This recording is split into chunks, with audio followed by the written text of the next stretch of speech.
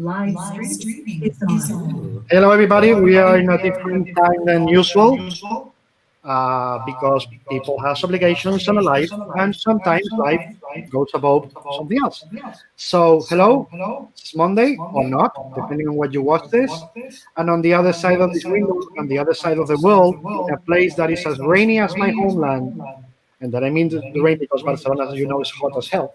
Uh, my dear old friend Ryan Bendis, how are you, my friend? Hello. Thank you for doing this. You made special arrangements to have this conversation with me, and then we sadly had to postpone a couple of times because the world went to hell on us. And the conversation that I wanted to have with you is inappropriate to a couple of weeks ago, and I kind of wanted things to settle down so we can have a nice conversation. And I was so hopeful that tonight we'd be able to do this. So I'm happy that things have settled enough for us to have a conversation. So Absolutely. how are you? How does America look from your point of view? Like how does this? Because I know how it feels. Yeah, it feels more or less the same. Feels like we are in science territory because of how it has been handled here. You know, everything has been related to science, everything very surgical, very bit by bit. And when you look at your side, of course, there is exceptions like New York with Cuomo or what they're doing in California or some other places. But when you look at the federal thing, you just see chaos, madness. Yeah. Let me be completely honest. I've always been honest with you. So we see madness. We see something that is the slippery slope is not even close to it's dangerous. We see a man who's wants to be a dictator is going to do anything in his power to become one. Yep. Yeah, that's right. I'm That's sorry. about it. Yeah. And in the other side of things, of course, we are absolutely flabbergasted and this. Sorry, let me disconnect my email. And disgusted by all the situation with black people. People of color. Sorry, that's more correct. You just see it and it's like cannot believe that. Yeah, it's a little. Yeah, That reminds me of a small anecdote. Some years ago, I convinced Paul Levitt to do a Batman in Barcelona book. And I asked Mark Waid to, I took point on it, and I asked Mark Waid to write it. And he had a scene where cops see Killer Croc, and the moment they see him, he starts shooting. And I had to talk to Paul Mark and say, that wouldn't happen here. They could go to jail. And he was like, what? No, you have to change the scene. You have to show Killer Croc harming somebody, and then they can pull off the gun. They cannot take the gun out just because. If they unholster before something happens, they go to jail. Plain and simple. So, and that, I think, going around that thing for days, seeing everything that's happened, but they always take the gun first. So how can you stop as a population something is crazy if they have the right to just hello and nothing stops them from doing it? I don't know if it's I am not one to criticize it. I know I don't know if it's a cultural thing or what it is, but from here just looks Yeah, like you guys are not saying. It's deeply frustrating. I have a multiracial family, and it's very hard to unpack for little kids. Now, everything about it is hard. It's very difficult to parent through. We have an honest, warm relationship. We've already been through a lot of stuff together as a family, and we're a very strong unit. And I just freaking hate that we have to go through this all. But I am on the other side. And I was describing this to my oldest, who is almost 18 and has been part of the peaceful protests here in Portland, that they're getting results, like almost very quick results compared to what we remember when we were kids. There would be protests and maybe something would happen in a couple of months. And let's hope everyone remembers. But here in Portland and other places, things are changing very quickly, like almost on the day. New laws are being made. And I told my daughter, I go, I almost want to tell you, don't be spoiled by this. That's not really how the world works. Then maybe this is how the world's going to work from now on. Maybe this is just going to be no, and then enough, and that's it. So I'm like really proud of my oldest daughter. She took a pepper ball the other day. She's got a welt on her leg, like the size of a tennis ball from getting hit, and she was doing nothing. So she experienced, what's really going on down there, and I'm immensely proud of her and proud of my family. But it's just a terror to parent through this, and my heart. Every day, all the parents are talking about how do we talk to each other? How do we get through this? How do you be honest with a young child, but not so honest that you just break their heart completely, about the world. That's not what we're supposed to be doing. We're supposed to be instilling, life and hope and inspiration. And it's just been months and months and months of this. So fingers crossed that by the end of the summer, we can look back and go, wow, a lot has changed for the better. Yeah, I think it's not going to go back to the way it was. It's all going to go into a new place. And we have to be proactive in where that goes. But, smarter people than us will figure that out. Absolutely. But I do want to talk to you about how we first met. One thing only. I think we have. The people telling me every time I speak, they hear echo on your side. Do you have the YouTube window with sound? I have just my regular laptop open. I don't have anything. That's weird. Because I don't have anything echoing here. I can hear you without any echo. But when I speak, I hear myself. I don't hear an echo. That's weird. Oh, okay, you hear me on your side? No. I mean when I speak, I hear myself again on your side, like there's an echo. But whatever, Sorry, guys. Technical, whatever. Is there something I can do to unplug? I don't know what I've. No. That's why I was asking if if you have a YouTube window or something like that. Do I have a YouTube window open? Let me see. I don't think I do. Hold on. Does this help? How about that? Let me talk now. No, it's still echo. Well, it's what it is. Sorry, guys. You want to plug in and plug back in, see what happens? Nah, we're fine. Okay. We're fine. I don't want to be annoying. No, because most of the time you're going to be speaking, and that's a good thing. And they hear that when I speak, so I'll just shut up and let you speak. Okay, so when we met each other, that was 1999. Yes. I just looked it up. I remember. Sure. Yes, and you were kind enough to invite me to the Madrid convention, right? In Madrid. I had never left the United States before in my life. I wasn't even at Marvel yet. I wasn't even doing Spider-Man or anything yet. And you invited me to a very big show with Kurt Busiek and Phil Jimenez, and Dave Gibbons was there. And I didn't know any of these people. And I didn't know why you invited me. And of course I said yes. And this is before cell phones or something, or certainly international cell phones. Yeah. And I remember I'm so grateful to you for this trip, because I made every mistake you can make on an international trip in one trip. And then for the next 20 years, I get to travel now all over. I did before all this, but I never made any of those mistakes again. The first mistake, I get off the plane, I walk into the airport, nothing's in English. I'm dumb American going, oh, there's nothing in English? Uh-oh. The phones aren't in English. I'm like an idiot. This sounds so stupid to say out loud, but I really was like, oh, there's no what? No, I didn't there's no one to meet me. I don't know what to do. And there was someone to meet me. And everything from the hotel to the convention, everything was different than America. And I got to experience it all, including having dinner with Dave Gibbons, and like you set up. We had these magnificent dinners at 10 o'clock at night because it's Spain, and we're crazy. Amazing. It was amazing food and amazing. I don't drink, but it was amazing festivities, and Kyle Baker was there, and it was an amazing show. I had the best time with people I had never met before, me and Phil Jimenez, which just became pals right there, right on the day. My greatest memory is me, Steven Seagal, right? Mm-hmm.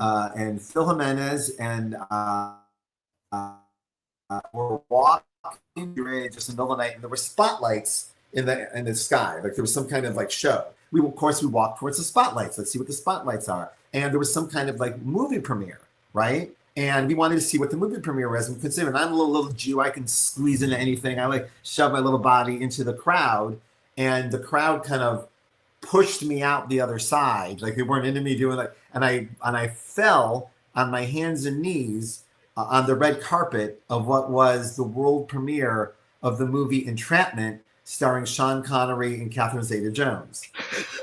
And I'm on the red carpet of this premiere, and I look up, and there's Sean Connery. Speaking of your 007's back there, and there's Catherine Zeta-Jones. And just as I went, hey, there's Catherine Zeta-Jones, someone picked me up by my collar and my pants buckle and threw my whole little body right back into the crowd. Just I got tossed up in the air. I've never been physically, as an adult for sure, thrown I was thrown away. And I was like, well, that happened. Okay. So, yeah, but I got to tell you, this show, like I remember almost every minute of this show because everything happened was the first time it had happened. Mm-hmm. And these international trips that I have taken since, and this amazing job has taken me all over the world. But your show prepped me for all of it. Like now I know anywhere I go, be prepared for all the cultural differences and even how a convention is run. Conventions are run very differently, absolutely, like in Paris than they are in America. So it's fun to walk in and go, oh, how will this work? You know, instead of just deciding how it's going to work. And my favorite dinner memory was Dave Gibbons was ruminating on whether he should do a create-our-own book. And we were all doing create-our-own books. So that's what he wanted to talk to us about, right? Yeah. And he was like, should I do a create-our-own book? And we're like, yes. And you know the part before that we were talking before he saw you then. And he was asking me, like, should I tell them or is that not, you know, maybe that's rude. You know, Dave is Dave, not polite. Yeah, and he's the nicest guy. He was like, maybe you entered the subject, so I guess, Dave, are you fucking asking me to tell them so you can talk about it? And he was like, maybe that's improper. Just fucking make it. Shut up. Just do it. And he was talking about the graphic novel that became the originals. Absolutely. Right? That's what he was talking about. And I remember he goes, how would I market this? And I said, how about from the co-creator of The Watchmen? And he goes, do you think that will work? And I go, tell you what, I'll put it on my book. We'll see if it works. And if it works, you can put it on your book too. So anyway, that was my but it was, I was dreamy in heaven the whole time, and everything about the convention was weird. And then I had this other weird moment where my wife is not an actor, but she's been in a couple of movies. Yeah. And I turn on the TV in Madrid, and one of the movies my wife was in with Kevin Bacon is on the local TV. It's just on. It's a movie that was filmed in Cleveland. Like that's why my wife's in it, right? And I'm like, what? Did they put this movie on for me? Like I was like, why listen to all the movies in the world? It was me getting the VHS, telling the guy in the hotel, we gotta fuck with him. Just have this ready. And I remember I had no money to my name, but I made like a $85 phone call to my wife to tell her you're on TV in Spain. Yeah, it was the craziest thing. It was the minute I got off the plane and I saw how beautiful Madrid is, I immediately regretted not taking my wife. Yeah. Like immediately went, oh, what a huge mistake. And I've never made that mistake again. Well, but you know, it was the first time. You're allowed to make that mistake. I remember when you told me, like, oh, I regret, and I was like, it's your first time, you know, everybody makes mistakes. You didn't know what to expect. Now you do. Yeah, exactly. So it was a beautiful show. Yeah. It filled me full of life. I loved it so much. It's one of my favorite memories of my whole career. So I was when you called for me to do this with you, I was like, I can't wait to tell him how important that show was to me. Thank you. It really, really was. Got a question for you about that show. Were you part of the crazy Steve Seagal McDonald's expedition? The Steve Seagal what? Say again? McDonald's expedition? No, I wasn't. No. Do you know what he did? Yeah, say it and tell them. he was crazy because he wanted to try how McDonald's tastes in Spain compared to the United States. And I was like, okay, maybe he'll do it once. No, once a day, just going to different ones to try. And I was like, it's McDonald's. Maybe it would be different because we use olive oil, or I don't know, but in the chips or whatever. But it's not going to taste different in 3 different McDonald's. I gotta try. No, I actually was part of that, and I kept that going for many, many years. No matter where I traveled to, I beeline for McDonald's. It got very exciting. Like I remember I was eating McDonald's across from the Acropolis has a McDonald's, and it's a very fancy McDonald's. I think you can Google it. At least it was years ago. And I was like, ooh, fancy McDonald's, and it's the same crap. But it became like an ongoing thing. And now I just pass them by and look at them. I don't go in. But I remember we were in Amsterdam, and I was looking at the McDonald's going, oh, interesting. You're past it. Yeah, I have matured. Or not? A little bit. Yeah. Well, I'm a dad now. I have to mature on some level. Yeah, well, I have a 6-year-old. We gotta fake it. Exactly. Isn't it weird to be like a father? Like I've been a father almost 20 years. I'm like, oh yeah, I'm the dad here. I have to like say something fatherly. And it is. And we see the news of what's happening here. Phil was asking today, do you explain it to Erin, or do you just scoff it? And I'm like, no, we explain it to you all, but we have to. You cannot hide it. You just have to be careful how to use your words. You pick your words. But the other day she was asking, I think it was yesterday, because they were showing that the guy that was killed, with shot in the back. And we literally said, look, when people think they have all the power and all the control, they become happy. You got to understand, it's not about being the strongest, having the power. It's about responsibility. It took a while. We were like 20 minutes until she finally got it. We made it simpler for her. But that's what I was telling you. I am not going to escape the situation. I have to tell her in a way understanding. There is limits and responsibilities. Yeah, when we were adopting, you have to take a lot of classes, and they're basically parenting classes, and I'm very, very glad I took them. But most 90% of it is just basic. It applies to all children, parenting stuff. And the one that always stayed with me is always be honest. Like let your child know that you are always going to tell them that here's the truth, and they will take in as much truth as they can handle. Yes. And kind of little kids will go, I'm done. Like for adopted children. Like they'll ask about their birth parents, and then when they've had enough, they change.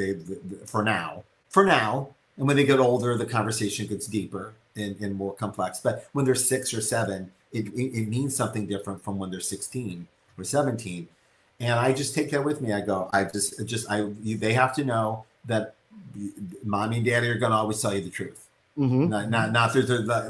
Not in 10 years from now, we're going to surprise you with what really happened. Right? It's always a version of the truth. Mm-hmm. And so that's what we're doing here. Yeah. Just every time they ask me, I tell them what we know so far. So and again, we've been locked in here since February. So Yeah, well, here in the beginning of March. Yeah. That's how the lockdown in Spain has been. Really, really strict. And we are starting to get out. Hey, what is the thing you miss the most with this boring, crazy apocalypse? Going to the movies? Going with, getting together with friends to have a beer? Nothing? No, well, we had a lot of cool convention stuff we were going to do. I mean, it's summertime, so here's the conventions that you start. And again, I want everyone to just be healthy and happy. These conventions don't mean that, it's not a hardship in any way. But if you're asking me, oh, you know what? We said yes to a lot of cool things. We have some cool books to announce, and just everything's on hold until we figure out what world we're living in now. And so that's a bummer, because the shows are really magical. We've had some really, really magical moments. I was actually watching your show with Mark and thinking about how last year Mark and I were in Chicago, where we did this talk together, just me and him. And we don't talk every day. We haven't seen each other in a while. And it was a really great moment between the two of us. And those kind of things are just gone right now. But in the flip side, if I can be cup half full, because that's where I have to live, doing these Zoom classes and stuff have been a unique experience. I've been doing a lot of charity like classes and stuff, and that's been a really great way to connect and just pay it forward. And so there's been other ways to have these moments, and they've been more emotional than I thought they were going to be. They've been very connective to other people. So, but as many of your guests have described to you, most people in comics, this is basically our lifestyle anyhow. Yeah. So compared to other people, a very it hasn't been a gigantic sacrifice. And I'm also grateful DC's kept the doors open the whole time. Yeah. So we've been working this whole time. Like there's been they smartly said, oh, okay, let's not rub up against deadlines for 3 weeks. Let's like take this time and bank some pages. Like, so people know we work in deadline business. So we're almost always rubbing up against the deadline. And those of us who take our artistic statement seriously, we're really rubbing up against the deadline. We're constantly picking and poking at it up until the moment it goes to print. And so we're using this time to like take a step back and look at all our projects and making sure we're delivering. And for me, it was about really putting a lot of new characters and developing these new characters with my collaborators. Yep. So in the next few months, you're going to see in almost every issue of Superman, brand new characters, because we had the time to really develop them in the way we wanted to. So, but it's just weird. I have other friends that have a completely social lifestyle, but this is kind of how I've been living since about 1993. Mm-hmm. So, other than, there's like experiences I want to have with my kids that we're not having, but we're all here having a pretty amazing bonding time. Like we are as, not to be too dramatic, but a couple of years ago, we had a lot of traumatic stuff happen. Mm-hmm. My wife almost died. I almost died right on top of each other. And my kids have already been through some stuff, a couple of them. So a lot has already happened to us. So in this time, it's just been about us just being together.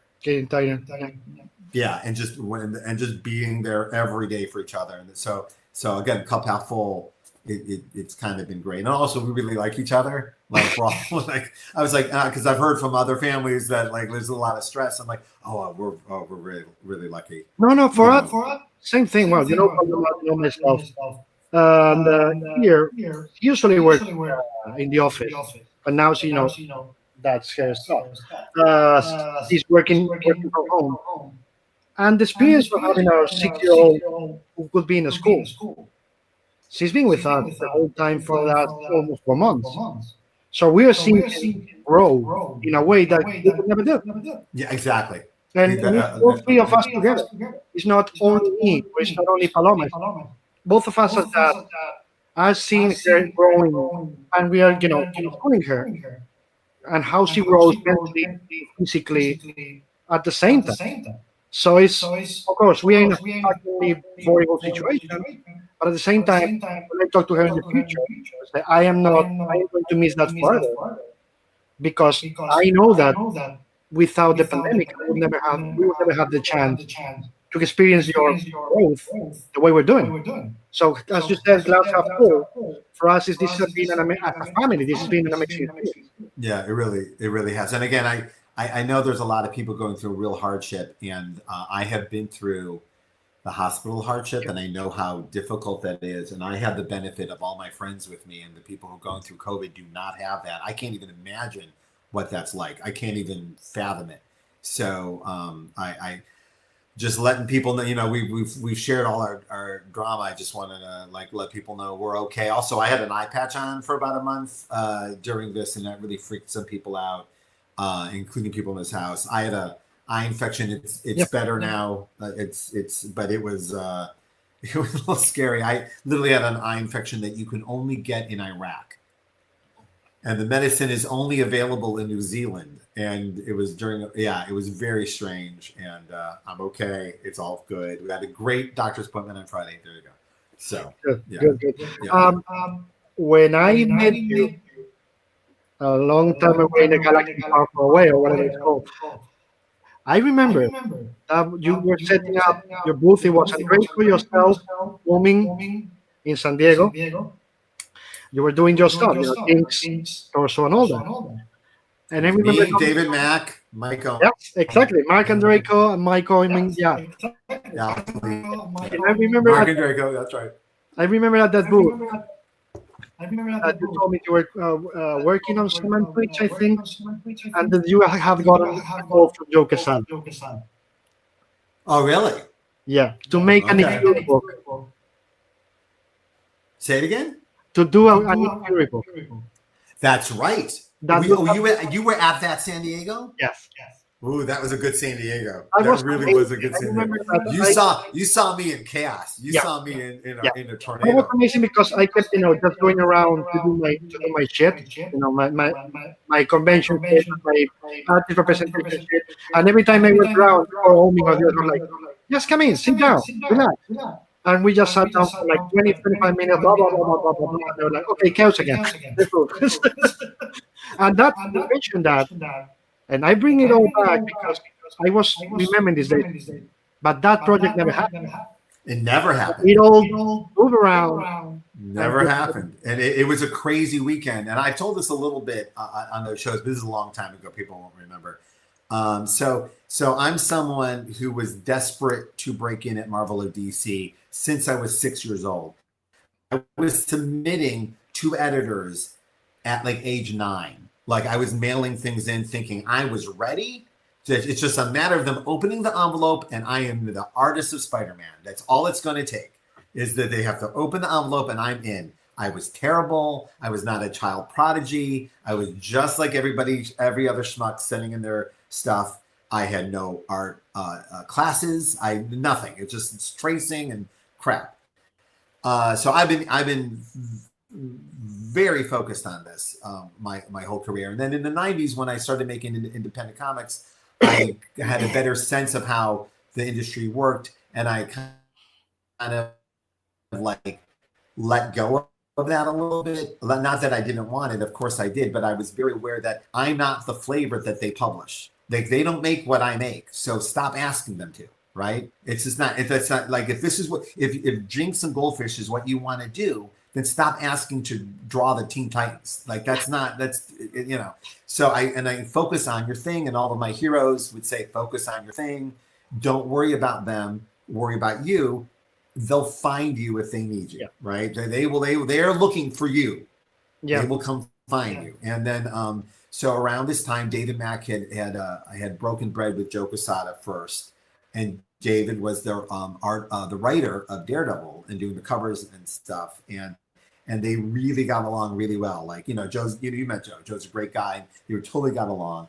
And then I was sitting there going, not jealous, but like, oh, I want in on the party. Like, I want to be with my best friend. Do it, let's show him my shit, And eventually, and David did, and Joe had called me and said, like, if I brought you to Marvel, what would you do?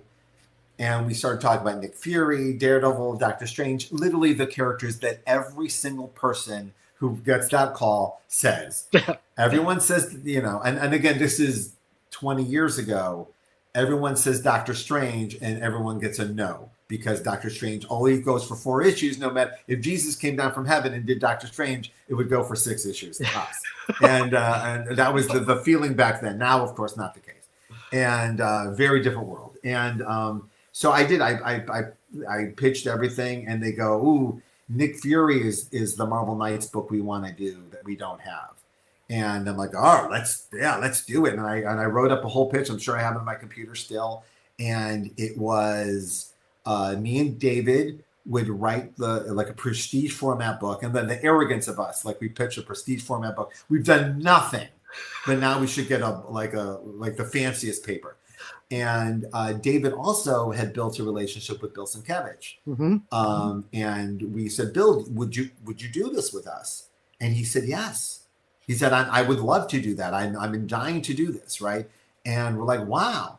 And then and it was like a go project. Like it was like you guys are going to figure out the alchemy of the creativity of the three of you. But and that was the pitch. And then at San Diego, the one you saw me running around in, we got it into our heads that Steranko should be involved. I remember that. Okay, and then so David had a relationship. Like Steranko had already done a couple of covers of Kabuki, and they knew each other, and very much the same kind of cat. Right, like there's a version of Jim that's the older David. Like you can like Bill and Jim and David are all the same kind of creative person, and it's very cool.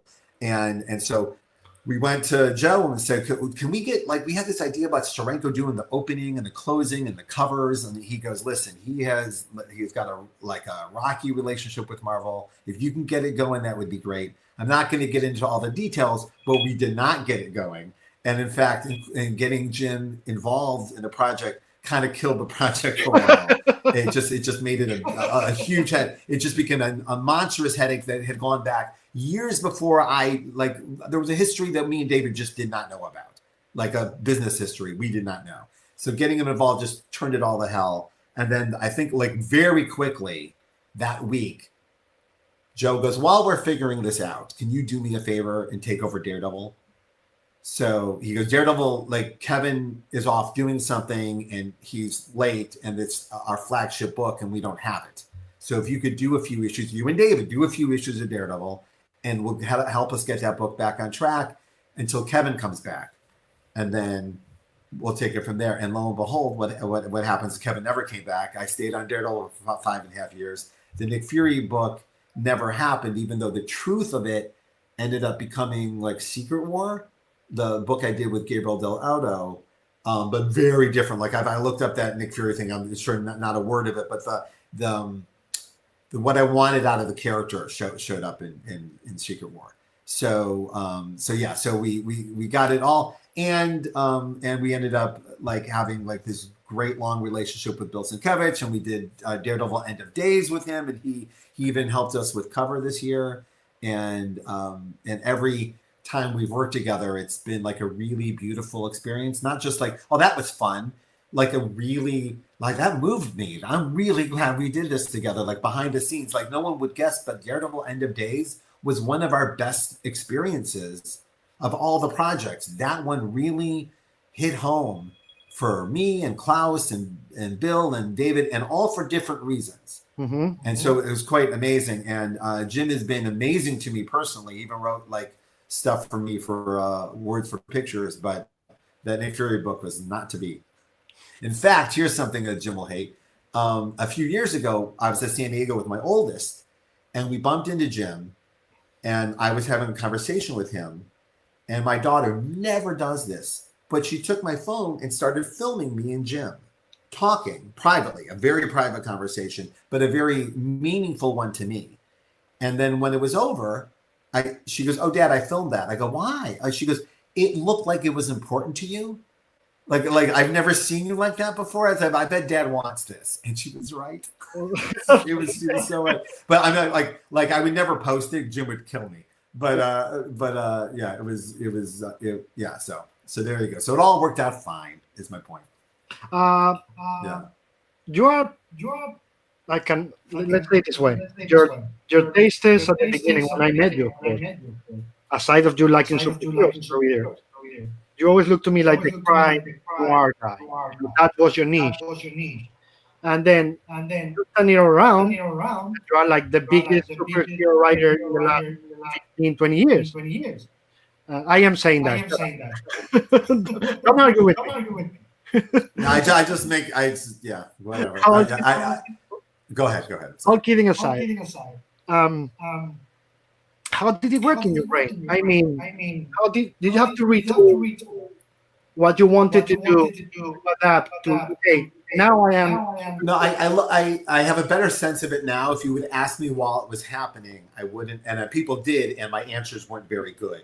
But now that I have some perspective on it, I'm and also I'm funneling it through the mind of a college professor, which I also do on the side, which makes me look at it more as an academic.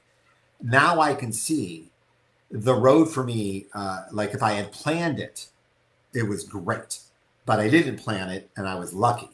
All right, so I decided I felt the passion I have for superheroes. I felt the same passion in for film noir, in crime fiction, in true crime fiction, and the language of that and the rules of that really hit home with me on a profound level, like almost on a religious level. Like I've told this story before, but I saw this movie, Visions of Light. You can see it on YouTube. It's a documentary about cinematography. Yeah, and it's one of the best documents on how to tell a story in any medium I've ever seen. All the lessons you see in this movie apply to comics because it's all about telling story with images. Yeah. And in this, there's a chapter about John Alton, the cinematographer who invented the language of film noir that we all take for granted. That's sparse black and white, the Sin City, the Steranko noir, like all that. The language was built from John Alton's choices in film noir. And when they talk about the rules of film noir and what they mean, I literally stood up in the movie theater like I was at a church revival. Like the spirit hit me. Like I was I had to be sat down. And I took those lessons, and then the first gigs I got, I applied them to my life, and I'm working on Torso. And then I start getting, after years of decent reviews and stuff, then I start getting job offers, Sam and Twitch, Cops, with a little bit of a supernatural, as much supernatural as I want to put in it, right? So I'm doing hardboiled detective stuff, right? And then comes Daredevil, which is a pulp hero, which is, you can apply the rules of film noir to a hero. Again, I know superhero, but the actual first issues of Daredevil were a very pulp hero, very much like The Shadow, or you go look at those original issues, and that's the language we applied to our Daredevil run. So I got to ease my way into the fantastical elements of superheroes. And so by that time I got to Spider-Man, Kingpin was still my crime, still had an element in there, but building out of crime and into my high school experience and into the realness of me and how it applies to Spider-Man and how it applies to, and then in those early years of Marvel, because Spider-Man was a hit, I was getting offered stuff that I like Ultimate X-Men. I was the original writer on Ultimate X-Men. Ultimate Spider-Man worked, so they gave me X-Men. I did 17 drafts of the first issue. None of them worked. I didn't have a good take. I literally called them. I couldn't believe I was saying this after years of begging to be at Marvel. I go, I don't think I'm ready for X-Men. Okay, but it was true. I wasn't. I didn't have it. And then they smartly, and they didn't punish me for it. They rewarded me for it. They said, "Thank you for saying no." Everyone says yes and just barrels through because it's work and that's what you do. They genuinely, Joe, appreciated that I had the honesty to call up and go, "I don't have this. I don't have this as much as I do have Ultimate Spider-Man. I don't have this yet." And the minute I admitted that out loud, I was devastated with myself. That I'm like, are you a writer or not? Mm-hmm. Are you someone who can you do this or not do this? And they're like, you're just a crime writer. No, you're going to be a writer. All your heroes are writers and they can write anything. So you're going to fucking figure this out. Can I swear on this? I shouldn't. Absolutely. So you should figure this out for yourself, not for the world, for yourself. Figure out why you couldn't do this. And, So 2 years later, I'm on Avengers. I made it my effort to figure my way in, and some of it was I started with little team ups, like Spider-Man and Wolverine are going to team up, and then Ed's sliding into the X-Men, and now I'm writing Legion of Superheroes with 34 lead characters. So it's quite a journey. But yeah, now I look at it and I realize that I came to comics with different things than a lot of people come to kind of, I want to draw Batman because I love Batman. And I came to comics with, I love film noir and crime and everything in there. And let me apply it to this bastard medium that needs people to come from outside of it Absolutely. and bring new things to it. Absolutely. And then when you're just like someone who's doing Spider-Man like everybody else did Spider-Man, you're like a cover band. You're just covering someone else's material, and you could be great at it. There's a lot of great cover bands, a lot of great cover artists. I looked at myself like, if you want to be an original, you have to bring new stuff in. And by the way, Frank Miller, all my heroes, they had done that. Yeah. Like Alan Moore brought his magical bag of tricks and other literary experiences into comics. So Howard Chaykin, all the people that I love were bringing new things in. So I felt emboldened to take the things that I'm just passionate about and apply them. And I also knew, like, you and I are kind of pop culture professors. Like we've seen all the lessons that all our heroes have taught us. And I knew, I'm like, well, the rule is that if you're really passionate about something, other people will find it. They'll come to you instead of you trying to like make them happy. Instead of like, what does everybody want? I'll give it to you. Like what you can't do.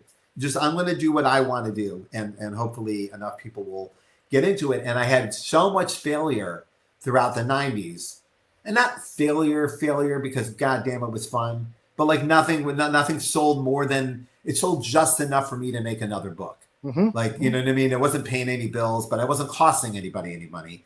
So me and David Mack and Mike Oeming, we just travel the country and do our shows and have the best time.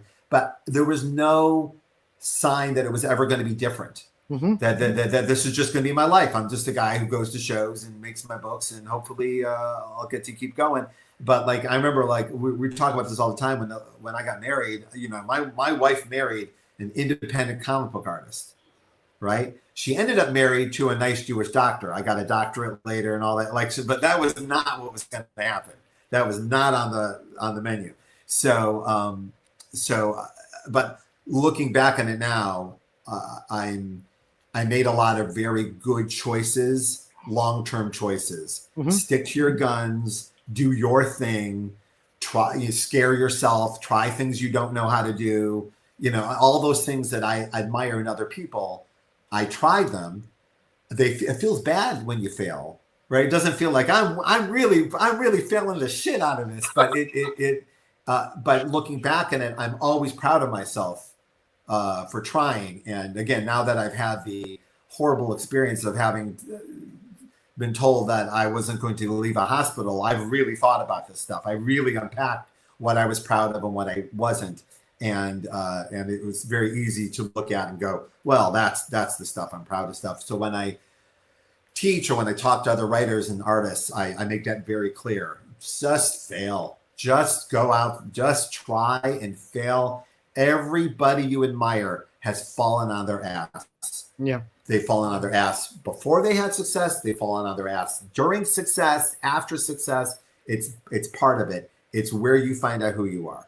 Yeah, that's why I keep telling to artists, new artists, every time, oh, my page is not good enough. And I always tell them, the only way to success is failure. My art teacher. Keep working, and you'll get there. And you cannot spare. When I went to the Cleveland Institute of Art. It's a fancy art school. Yeah. Then no pop culture in there, one of the teachers said, it's literally the biggest lesson I learned in all of the money I spent on art school. He just looked at me and goes, nothing is ever finished. It's just done. Just finish it and do another one. Nothing's perfect. It's never going to be perfect. There's no such thing as a perfect song. There's no such thing as a perfect movie. Nothing's perfect. It's just complete. Yes. And you won't know what it is until you complete it. Yes. And more and more as we get older, and I do more talking to people, I found out that that's still the number one thing that separates those who succeed and those who don't. Those who finish what they start succeed, and those who don't just don't. Absolutely. If you don't, like, a lot of people spend a lot of time on the first 10 pages of whatever they're working on. But it's the last 10 pages you find out why you did what you did, who you did it for, and no one works on those. Like in Hollywood too, they don't work on the third act. You got it. The third act is the thing. That's pretty obvious. So I point that out to everybody, and every time I do a college lecture and I bring up finish what you start, the other professors come up to me and go, thank you. That's our number one problem. Nobody finishes their projects. So that's but we live in a weird, like, instantaneous. Everyone wants something so quickly that they think that if it takes a long time to do, it's not worth it or something. And that's you got to knock that out of them. That's not. I remember Carlos Pacheco giving a lecture to some artists, and the artists were like, "Oh my God, I want to repeat that page so many times." And Pacheco just started, not angry, but very serious, and said, "Look, page finished, page delivered, page forgotten." Yeah, and it's funny. When I was a kid, I did a Captain America versus Punisher graphic novel that I wrote and drew from beginning to end. Probably like a 12-page story, but in my head it was a graphic novel. Over and over and over. Like every year, I would go back and do this story again as I got better. I would go, "Oh, I'm a better artist. I'm going to do that Captain America story," right? A story I never did the whole time I was at Marvel. I never said, "Oh, now I'm going to do my story from when I was 6 years old." There's a genius moment where the Punisher challenges Captain America's morality, and like no one's ever thought of that. And but that was my story that I kept redoing as I got better. But I finished it. I always got to the end of it. So that, it wasn't I was just doing the same scene over and over and over again. Yeah, and going back to what you mentioned before, in terms of you or Frank or any other creators who've just created their own their own boundaries. Every time I see people doing Fantastic Four, like Stan and Jack did it, I don't care. It's always the same. So when people complain to me like, "Oh, but this is not what I read when I was a kid," I was like, because you're not a kid anymore, and why do you want to again and again? This is my theory. That's what's been killing in a way the industry. Because some people with the Star Wars, people wanted to see exactly the same thing, but when you get them the same thing, they complain because it's the same thing. No, it's funny. I agree with you completely. Obviously, I live a very strange life where I make these choices that I agree with you. Like, and also I've had like Mark told you, we've had the benefit of Stan telling us, yes, break it. I would have broken it by now. You can break it too. Go ahead and break it. Like, break all this stuff. Like Stan told us, he told it to Joe and Joe told it to me. But Joe said, it's so funny that everybody's so precious with everything me and Jack did. But if you look at how I was when I was running the company, we were not precious. Like we tore up the Avengers by issue 16. Like he goes, I don't even think you'd recognize the Marvel Universe if I was still running it, right? And I found that so freeing. They told us, fuck it up, right? And said so to me in private and other occasions, that's the stuff he liked the most. Like the stuff when someone said, and I've told this story a couple of times, I had a great afternoon with Stan once where we met at the Cheesecake Factory, at the Beverly Hills Cheesecake Factory, which is the most Stanley place you could have a lunch, right? And he came up and before he sat down, said, is Norman Osborn running the Avengers? And someone had told them about the Dark Avengers, right? Yeah. But he said it in a way like, if I don't answer this right, he ain't sitting down. like he was a little offended by what he had heard, and I had told him the premise, and he went, "Oh, okay," and he sat down. We had the best conversation. But for a moment, I was like, "Whoa, am I is this a job interview? Oh shit, But yeah. But I also I think and again, I just listened to your Mark interview, so some of this is a little fresher in my head than it would have been. I think we also benefited, Mark and I, and our other peers at the time, Joe. We had benefited from we were the generation that learned the Alan Moore, Frank Miller, Howard Chaykin lessons, not just admired their work, but watched them build their careers, watch their ups and downs, watch to see what they were proud of. You got Alan who's mad at everything, and Frank who's, everyone has going through waves of different feelings about it. So we got to look at that and decide what we wanted to take from it. Like how do I want to be thought of? Or how do I want to think of my work based on them? So we were disconnected from the Roy Thomases of the world, and such, and we're able to come in and also not to take away from the fact that we were hired when Marvel was in bankruptcy, so all rules were off the table. Like whatever they thought was working wasn't working. We were in, so might as well try whatever the hell we were going to do. Might as well, because they're closing the door in 6 months. So we got to do something. And there was a moment where we really thought we were writing the last Marvel comics. Like there was a genuine sense of, oh, this is it. Well, I'm glad I got to get a couple in before they shut the doors down. And then the movies came out and everything was different. So but people now can't even perceive of a Marvel that was that close to the edge. Well, yeah. Like how could you have Spider-Man be that close to the edge? They absolutely were. Absolutely. The lights were off in the bullpen. They to save money. Like that's how dark it was. And also the reason me and Mark and other people got in the door was because so many people had left.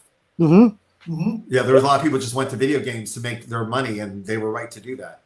But that's the opportunity. Absolutely, but it was much closer to die than it was to survive. And people, when you tell them, it absolutely was. They don't want to believe it, and you're like, no, I was there, I was living it. The passing of the torch from Bob Joe, all that time in the middle. Ask Carlos Pacheco and others, what was happening with the checks to get paid. All the situation, it was this close. And just like 6 years later, we're in the Iron Man movie studio meeting rooms, which you can see online and stuff. Like me and Mark were invited to be part of what became the Marvel Creative Committee, but it went like 6 years is like nothing. Like it was zipped by. It went from bankruptcy to and then 2 years later was like Disney. I'm like, oh, now we're Disney. All right. I mean, what a crazy ride. Absolutely. Yeah. And you were asking me before, why did I bring you to it? I think I told you then, but I can repeat it now. Every time I do a show, always, because I feel I have to. I must. Something that I think it's like an obligation, a moral obligation, whatever you're gonna call it. I always try to find talent that people doesn't know, but that they should know. That's cool. So it was literally that. It was I knew your work, and people don't know me, but they should. Yeah, I had nothing translated into Spanish yet. Not even my independent books had not been translated. Like nobody knew me. Nope. Yeah, but it was that thing, and I did it. I did it with you, with Ladron, and with many other artists. Every show, I would ask, I need 1 or 2 spots, and I don't care. This is not the point. The point is people should know this creator. That's cool. Thank you, man. That's the reason you came. And I'm happy to say that 99% of the times, I am right. Because I'm glad I was on the right list. That's all right. That's cool. This guy, he's got to play. There you go. That's funny. So those were. Let me say, I have a lot of people asking things and saying hello. Oh, sure. Let me go there. How do I look at the questions? Where are they? If the link that I send you, the YouTube link. No, I can do that. Hold on. I think I can do that. There you go. YouTube link. All right. Am I going to see us on YouTube? It's going to be weird me out. There I am on YouTube. They're seeing us on YouTube. Licking my lips. All right. Oh, there's a bunch of I'll turn this off. Let me turn that off. Okay. Yes. So we don't have the echo. All right, go ahead. So tell him it's my favorite comic series about Bendis and Roman Powers. Thanks so much for Power by MICHAEL Bendis. Have really completed this one. I can't hear you, man. You're a little garbled. What was the question? Now, there's no question in case there's comments. Okay. Let me jump to the questions. A lot of you can read yourself. A lot of people saying they love you. Oh, thank you. That's very nice. It's the internet. It's not always what they say. So thank you very much. Well, and also going back to your first question, though, what's interesting about taking these chances that Stan and everyone told us to take, that's the stuff that frustrates the audience the most in the moment, right? So almost every time I take a beating online for making some change or putting someone on the Avengers that shouldn't be on the Avengers or aging up John Kent, I get beat up, even for creating it's been such a weird week. It's in another wave of love about Miles Morales because of the video game announcement. Miles was trending all over the place and everyone's saying these lovely things to me, and it's so nice. It is such an amazing hug, especially in this weird situation for so many people to go out of the way to reach out to say something nice. But cut to 9 years ago, people were beating the shit out of me for Miles Morales. I was getting death threats and dirty Jew comments and just everything that could be thrown at you. So it's always surreal to me to go through these waves of F you, yay you, for the exact same thing. Nothing's different. And it's equally passionate reaction. So I just get very zen about it all. And we'll find out which ones, even Ronin, when I turned Hawkeye into Ronin, everyone's like, go to hell. And then I was in a movie theater where Ronin showed up and everybody applauded. I'm like, it's the weirdest feeling. And then also my son, who has no idea I had anything to do with it, just turned to me and goes, that's the coolest thing I've ever seen. And then, of course, I go, yeah, it was Dad's. And he looks at me like yeah, right. Yeah. Yeah. No, but that was what I was saying before. It was really funny to analyze the whole Star Wars trilogy. Exactly because of that. Because, you're giving them oh, I hate it. 10 minutes later, I love it. And again, and that's not to discount the people that hate it, and they're right to have their feelings. It's just from my perspective, it's always bizarre. Yeah. And I don't know how to react to any of it other than I know in my heart I'm working my ass off and trying my hardest and being as honest of a creator as I can be. Exactly. Right? I don't always make the right choices, and the maybe the tone doesn't match what the world needs at the moment. Sometimes it does, sometimes it doesn't. Again, we can't control that. Sometimes I've been, even recently, we put out Batman Universe, and that was a very healing book for me. I wrote it while I was healing, emotionally and spiritually. And then by the time people were reading it, it was during this pandemic when they needed that feeling. Now they wouldn't know that about, and so when they're reaching out to me in an emotional state about, a Batman adventure, I know that's what they're connecting to. Yeah. But there's been other times where I've been in a darker place and experiencing that in my work. And some people, they were not, I don't need this right now.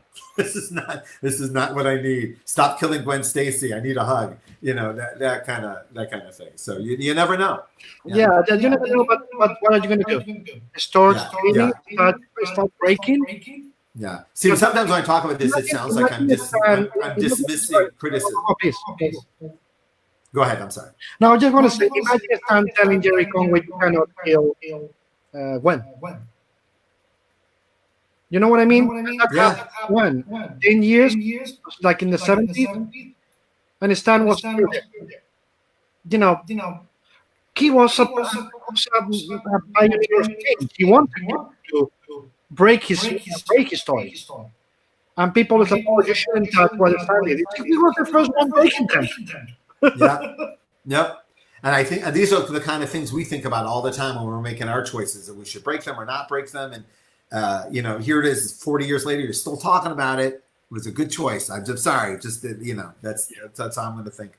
I don't mean to ever sound like I'm dismissing criticism, because I'm not. I take it all in pretty seriously, but there's that people get worried about, they see an idea or hear a pitch and their brain immediately goes to the worst version of it, and then they blame you for what's in their head. Yeah. And then I sound like a little asshole, but I'm like, no, you wrote that thing in your head. I didn't write that. You just yelled at me for something you haven't seen me do yet. Mm-hmm. So you're yelling at me, not you. you're yelling at you, not me. Yeah. Anyway, In the end, it's you're telling on yourself. yeah.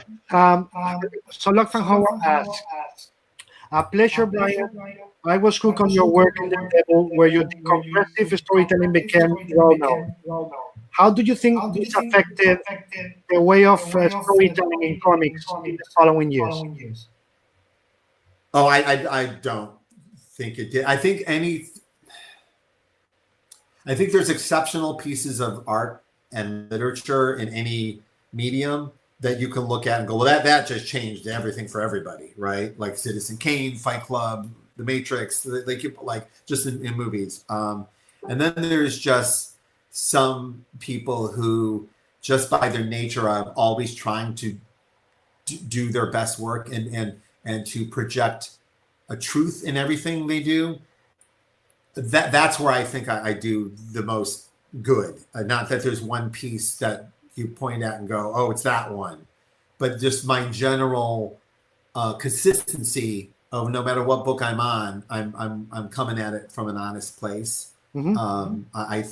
I've heard from enough creators to know that's been where I do the best, right? Mm-hmm. And also I've done a good job just for other creators of straddling the line between work for hire and creator own. Like I've never stopped running my business, but I take a great honor in being in charge of an icon. Like being in charge of Superman for a couple of years is a really big honor. Being in charge of Spider-Man for as long as I was is a big, big honor. I treat it that way. Sometimes when people have creator own work, they treat the work for hire like work for hire. They do the as much as they need to do, but I treat it all like creator own work. Yeah. I treat it, it's all got my name on it. Yeah. It's all, this is, and so I think I've raised that bar a little bit. Like you can't just come in here and have Doc Ock punch Spider-Man for 18 pages. You really got something you really have to have something to say. And it's just not me, but I'm part of a group of creators from a couple of generations that have kind of made it impossible for to go back to a certain way. Yeah. And again, I've always surrounded myself with with Matt Fraction and Kelly Sue. Like these are my friends, and we all feel the same way about it. Like this is our gig, and we always wanted it, and we know how it felt to read a good book and a bad book, or and so we apply that. So I think of that more than I think of like looking at Daredevil and going, well, that changed the thing, because I don't think it did, other than it looked at a time that Daredevil was a book like, well, Frank Miller killed that book and that's it. And now it's been a consistently excellent book. And I'm grateful that I wasn't one of the shitty people. I'm glad I like when people talk nice about Daredevil, they include us, and I'm grateful for that, because it also includes Mark Waid and Chip doing right now on Daredevil. So it's been a consistent batch, and I'm proud to carry the torch. Yeah, but that's how I look at it more than anything. I gotta say, you always, your voice is always, and I mean, there's other writers, as you said, that when they write something that they don't own, you can really see they just, in a way. But in or the writer or artist are mad at their editor and they take it out on the work. And that's how no, all that matters is the person who's reading your story and what they're getting out of it. None of it, whatever garbage is happening in your life. I worked at McDonald's. Everyone's job is shit. There's crap that you have to deal with every day. But all that matters is that the burger is good. Yeah. The product is honest and true. So. No, that's what I mean. With you, with Kelly Sue, with Matt, and the others, the Greg Rucka, it's always, it doesn't matter. It's creator owned, company owned. Yeah. The voice is there because you guys respect what you're doing. You care for it, which is the part we've talked about this several times. But this is the part that matters me the most with some readership, because they just want to shit on it. You just have to read page one before they care. See, and this is where I lucked out, and not everybody has this. In fact, I don't know anybody else that has this. And I was literally just describing this to my kids at dinner tonight. But we're talking about how when I met my wife, on our third date, she came into my apartment and she saw my stack of bills and my checkbook and how badly I was running my life. And she, being an organized adult, took them away from me, and I've never seen them since. And to this day, I'm a little unclear about how much money I make. I don't know what my pay grade is, but it has freed me from ever thinking about it. Huh? Like, all that matters is the work. Yeah. I know my wife's got it under control, which means that's why I'm not a maniac. Someone way more responsible than me has got it under control. But meanwhile, I can just focus on making sure there's no money involved. It's just me doing work, and that I was able to trick myself for years about it, and my wife's partnership has allowed that to continue. And I do believe that little extra oomph in my work is that I don't care how long it takes. We'll just get it done. Good. Yeah. Tell him 39 says, I'd love to see Powers as an animated series. Well, I can tell you, we just this week promise Powers, the best ever graphic novel, which is 260 pages long of all new material, is at the printer and coming to you this summer. It is thick. It is exhausting. It is an epic, like Lawrence of Arabia, epic, exhaustive story that takes us all over the century. And I am beyond proud of it, to the point where I'm jittery, which is the good feeling. Yeah. Like the feeling of, what did I do? That's when that feeling genuinely comes and you can't fake it. Yeah. But that bubbling, oh, I don't know what I'm doing, is usually when people react the best in a few months. And how long have you guys been working on this? On Powers? On this for a few years. It originally was going to be like the next run at Marvel. Yeah. And then we stopped, and then I realized we had blown our deadlines a few times, and I go, you know what? Let's stop fucking around. And it wasn't anyone's fault. It started with, we had a Powers TV show, and then stuff happened in Mike's life, and then my baby started coming. It's like something always got in the way of Powers, even though me and Mike are like brothers and always together. Mm-hmm. And so we're like, let's just stop everything. Let's make it a whole graphic novel experience, deliver to them all at once, because it's our fault this hasn't shipped. Let's not turn it into a miniseries. So let's put it all together. And DC does these amazing graphic novels. So, it's half of coming to DC was I wanted to get those trade paperbacks. I love their DC trade paperbacks, and always have. And so for those who are Powers hungry from the TV show, which I couldn't believe, even this weekend, people are like, man, I missed that TV show. Go, really, man? That's amazing, because there's a lot of TV. And people who love the book, you have such a unique experience coming, because the Powers graphic novel, it actually takes place 20 years from the day of Powers #1. Uh-huh. And we got to age up our characters in like real time, even though there's no time at all in comics. And we got to age up. These are middle-aged versions of our characters that are very different from the ones we met. And that got very exciting to us. It tells a very different story than the one we told before. And it's the last Christian Walker story, but not the last Power story. Mm-hmm. And so I'm so excited for people to experience this. It was very influenced by the Deadwood movie, a completely different thing. But for those who've seen the Deadwood movie, it's the closest I've seen that's come out where the characters aged with the time that had gone by, mm-hmm. and they acknowledged it, and it's part of the story. And I got very excited about that. I also had the unique experience of seeing the series finale of The Leftovers without ever seeing an episode of The Leftovers. Mm-hmm. So I got to watch this 2-hour finale, and I didn't know a thing about it. I didn't even know what I was watching. And I just had it on, and I got captivated. And then I had this completely unique experience that I was like, well, I got to find the filmmakers and tell them this completely worked as a piece of entertainment. I was completely enthralled by it. And that inspired us to make this Powers graphic novel something more than it was. So long answer. Sorry. No. What? Oh, Yeah. So no animated powers, but a very out. Thank you, my friend. A very outstanding effort from Mike Oeming. Mike Oeming, the last 20 pages of this graphic novel is the best thing he's ever done. I'm blown away with tears in my eyes. which is saying a lot. Yeah, it absolutely is. I love this man so much. And also for fans of me and Mike, during the pandemic, we got 5 issues of United States of Murder Inc. done. So we'll have a whole new volume ready for when it's time to be solicited. And they are done, colored, done. Nice. So we have literally hundreds of pages of new material coming your way. Amazing.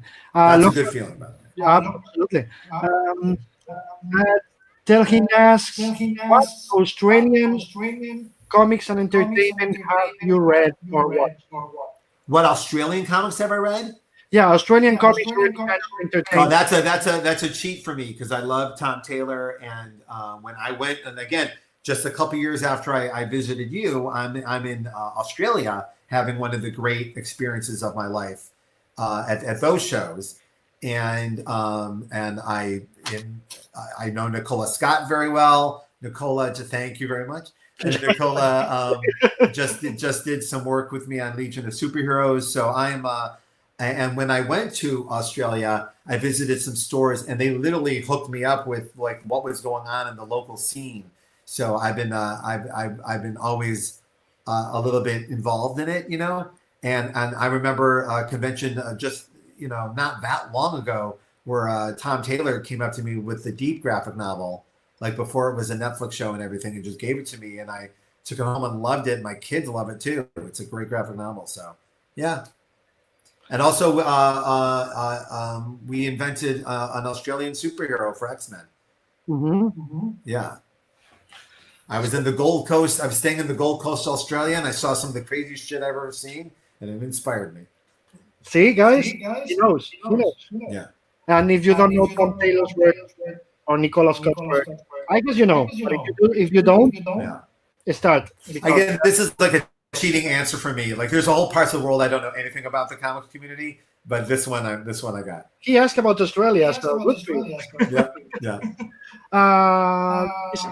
Someone was asking, how long does it take you to draw a 20-page comic? To write? To draw, but yeah, I think he means right. I try to get a book done every week. That makes me feel like I've accomplished something that's very doable. And I base that on like TV writers can get like a whole episode done in a week. Then I should be able to get a comic book done in a week without it being hacked out or like there's like a lot of room. I get a little bit more done every week because I'm sometimes a little all over the place with all my projects. I think maybe next year I'll take it down a notch. This drive to put out so much, I'm kind of re-examining that a little bit now. Like I was going to like chill out in my DC contract. Like that was part of the DC contract, let's chill out. But then I got all excited because all these new toys and all these new, like I didn't perceive or I didn't clearly think that I was going to meet all these new collaborators and all these like new people that I wanted to work with, and yet still have all my old friends to work with as well. So on top of working with David Mack and Alex Maleev on these new material, now I'm working with Ryan Sook, who I've always been a fan of, and we're getting along great. And then me and Ivan Rice get along just as great as me and Bagley got along. So it's hard to like say no to things because I really, really, really want to do them. And I really, really, really love these people. And it's such an honor to work with them. But at some point I want to get into a more specialized graphic novel. Also, the experience of putting out the Powers graphic novel felt tremendous to me. I don't know how it will do, but it felt very fulfilling. And I'm like, I think maybe that feeling is something I want to chase a little more. I had that feeling when I put out my textbook and other projects that are larger, and I did appreciate that feeling. And it feels that way when you get the collected. Like when Naomi came out collected, you feel the same way, but it's still in piecemeal, but doing it all at once. Yes. It's very, very appealing to me. Also, at some point I have to admit to myself that you have done this. Like you have, this mountain has been climbed. Yeah. Calm down. Yes. So yeah, and again, that drive that drove me to do it was good. And at some point, you have to go, all right, let someone else have it. Let someone else take a shot at it. But it's been happening with almost everybody I've been talking to in this chat, that the pandemic makes us work for our vision for work. Even if we are used to be, as you and I are comics people, so we are used to be working home. But for a reason, our brain is going into overdrive.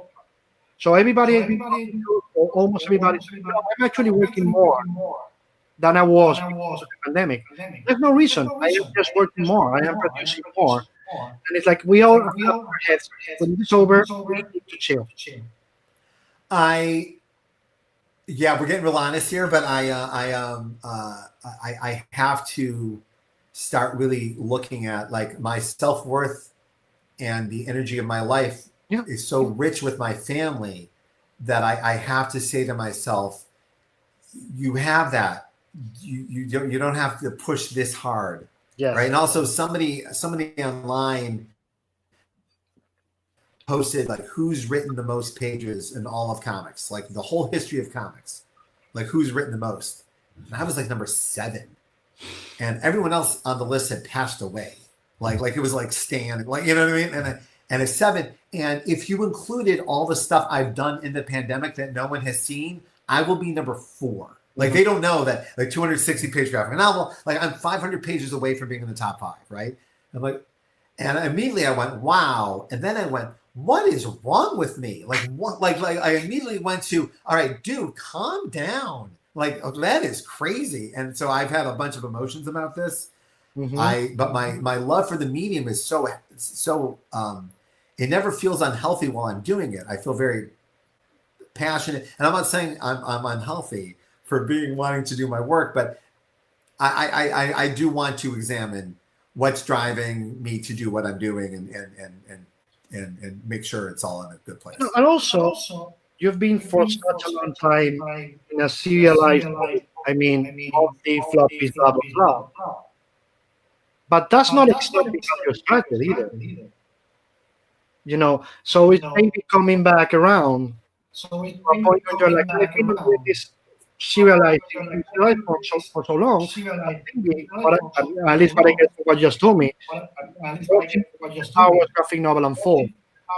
It's the realization of maybe what I need now is to focus on doing complete stories from beginning to end instead of being so focused. Yeah, and also you can also see how the audience is buying things and how they're this is something my generation of creator really lucked out on, which is like our stuff. Like my Daredevil one was not built to binge. Like we didn't know what binging was when we were making it, and now that's how people read it. They binge it on Marvel Unlimited. They read the whole thing at once, and I'm so deeply grateful that it holds together. Because it was not built for that. Like it might not. And we remember like reading like older books that are collected, but you can tell they weren't made for the collection. You know that like we're repeating the origin every 20 pages and so we made some interesting choices to get rid of the repetition. So the chapters are all unique. Thrilled that it takes place, but now I can't help but think in 10 years from now, what will the reading experience be of the books we're doing now? Yeah. Right. And I've talked to so many older creators. They never thought about the trade paperback. They never thought about the collection. They never thought about the legacy of the book. I have my dear friend, Matt Fraction, who spent most of last year reading every single issue of Jimmy Olsen, Superman's pal, Jimmy Olsen, which were the craziest comics ever. And if you ever I thought it was so funny, like he would send me this panel and I go, isn't it great? You're never going to write the craziest Jimmy Olsen story. It's literally impossible for you to write something crazier than this. So you're free. You don't have to worry about it. But it is written. None of this was written to be collected. None of it was written to have continuity. It was just like pages that were being filled with whatever they could think of, right? Yeah. Which is genuinely awesome on its own. But here we are. And we now see how our work is going to be perceived and how it's going to be read and how it's probably, we may get to a point where paper's not part of it anymore. Like, and people have been talking about this literally since I walked in the door, but every year it gets a little closer. And so we think about what that work looks like and feels like, and yeah, to be continued. As we I love that you guys, with the passing of time, are being able to watch the realization of your idea and your generation evolve the line. And now you are in a position where you are able to say, we need to evolve. Yeah, well, it's evolving whether I wanted to or needed to or not. It is evolving. This creator that set on the way, I'm not criticizing that. We already evolved the language, which is what it works. You continue with it. But I love that you are able to see, in your case, at least, you think, I need to think about the next evolution. I need to be a part of it instead of just, okay, I already did it. That's fine. But also, I think when we have a whole generation of readers who are binging large chunks of work, and again, this, if I can be cup half full with a pandemic, it's been kind of awesome having people just stuck at home reading comics all day and then reaching out to us. It's again, I wish it wasn't because of this, but it's kind of like if your life has been about trying to connect with people through story, kind of cool that like I got people reading stuff I did 3 weeks ago, and I got people reading stuff I did 25 years ago with the same kind of I could never have imagined that feeling in a million years. But now that I've had it, like you can't help but think about, all right, what do we do with that feeling, and what do we do to like invest more into it? And at the same time, like yesterday was a little frustrating because someone made up some headline about Superman movies, like Warner Brothers is never going to make a Superman movie.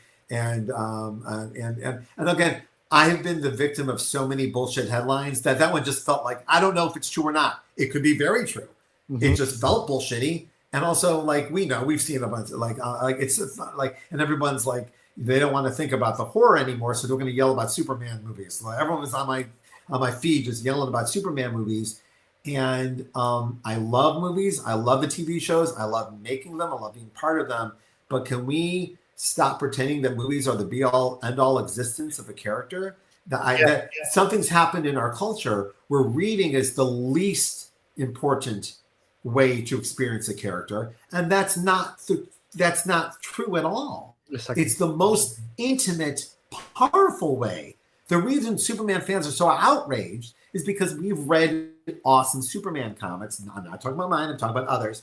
Awesome Superman comics that have moved them to tears and inspired their whole lives. So why does it have to be a movie? Why can't you just read the damn book and enjoy it on its own? So this is weird thing that like a movie makes it legit. And I sound like such a hypocrite because Miles as a movie has made people go read the book, and I've had this experience, but I would like to get to a place where it doesn't need a movie or a TV show to get that feeling from people. Yeah, boo-hoo, wah, high class problem. But but this reading it has brought that's where the empathy comes from. That's where people have a larger understanding of themselves and the world. It's from reading. Yeah. So I want to focus on that a little bit for people. Absolutely. That's the same conversation. Then every time we announce a new book, they go, I can't wait to see the movie. Like almost, and they don't mean it in a mean way. They don't like, oh man, that's gonna be an awesome movie. Like Naomi did really well. They go, where's the movie? Like immediately, I'm like, maybe there won't be. Why does it have to have a movie? I don't know. Yeah. Maybe it will. Maybe it won't. I don't know. Yeah. As I said, it's always the same conversation with Jimmy, from the when people is online saying, hey, I just want to see another page of the role or this book and this other. It's like, why? Yeah. You just read the comic and enjoy it. Not everything has to be translated. I guess our, like, if I sound too sensitive, if I sound too sensitive about it, is like people like me and Jimmy have watched like studio executives act like this for a long time, and now the audience, some, not all, some of the audience acts this way, and they don't know. They don't mean any harm at all. I know it, but we're like, no, don't think like a studio executive. Think, yeah. Don't you know? That's a that's a different kind of pandemic. That's no, it's not healthy anyway. Yes, it's as bad as the other pandemic in a way. The mentality. Logfred Howard asked, what happened with the creation of the Spider-Woman series? Why did it become Jessica Jones? I guess he means from Jessica Drew. How did it get to Jessica Jones? Oh, how did I get to Jessica Jones? Yeah, I think he's telling. Not really. I think he guesses that originally the series was going to be about Jessica Drew, but then it became Jessica Jones. Oh yeah, well we originally was called Alias, and then there was a TV show by J.J. Abrams called Alias, and it got very confusing very quickly. I have had this experience a few times where I've named something wrong. I'm bad at naming things. Not every once in a while I nail it, and every once in a while I go, ugh. And the character's name Jessica Jones was a good name. I was proud of that. But naming it, we were originally it was called Marvel Inc. was the name of the book, and they didn't want to put the Marvel word, and then the first thing you open was the F word, so it wasn't called Marvel Inc. And then it was going to be called Alter Ego, but Roy Thomas had a magazine called Alter Ego, and they didn't want to step on his toes or even cause chaos. He's an emeritus editor in chief, you know, as part of the family. And so we landed on Alias, and it was a great name for 6 months until the TV show announced. Mm-hmm. But the TV show did give me a shout out in the second season. There was an Agent Bendis on the show to give me a shout out from all the confusion, which I appreciated. I did appreciate that. It was in the Tarantino episode. Yeah. Okay. Sharon War based on what we were talking before, do you have any tips for writing a good third act? Tips for writing what? A good third act. A good third act. Well, there's the famous have your third act planned before you even do anything else. Like know where you're going. And this is where people who don't write get a little confused, because you know where you're going, but also be open to. And if you get there and that's not where you went, fine, right? Just need like real life. It's the journey, not the destination that matters. Exactly, yeah. But it's really great when you can land that third act into an honest place. But I've discovered that a lot of times the characters will, if you've done your research and really develop them and really listen to their voices, and they're the voices in your head, but if you really develop them, they will tell you where they need to go. They will tell you where they don't want to go, which is also interesting. And I have often gotten to the moment and gone, nah, it's bullshit. It's a bullshit moment. I did not earn it. The characters want something else. And my best moments as a writer are those moments where I listen to the character over whatever my note card says, you know, whatever building blocks I had built. But when you say that, it sounds very like jazz fusion, like we're just making shit up as we go. And it's not that either. It's a mixture of knowing truth when you hear it. Yep. Just like, and I think like, you know, a joke is funny because you laughed at it. It's the same feeling with drama or a truth, but just you don't laugh. You just know it when you see it. Like, well, that's true. That is the, you know. And they say like the best ending, it seems inevitable, and I can't even imagine another one. And I just posted on my Twitter feed, old friend of mine, Matt Singer, who used to be on my message board a million years ago, writes for Screen something. He did a 20 best alternate endings of movies that you can find on YouTube.